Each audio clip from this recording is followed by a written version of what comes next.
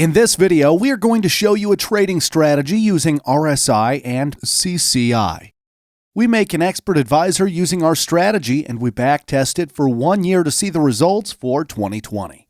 Welcome to the Trading Programmer. We open trades using CCI, we close trades using RSI. When the CCI value crosses below plus 100, we start a sell trade. When the CCI value crosses above the minus 100, we start a buy trade. We close buy trades when RSI crosses below 70, and we close sell trades when RSI crosses above 30. We backtest this expert advisor for a 1-year period before we optimize all the values. We try this EA and Euro US dollar 1-hour chart with $1,000. Now let's optimize all the values. We optimize our values for 5 years, from 2014 to 2019. Then we use those optimized values to trade from 2019 to 2020. These are the optimized values for the 5-year period. Now let's see the results for a 1-year period.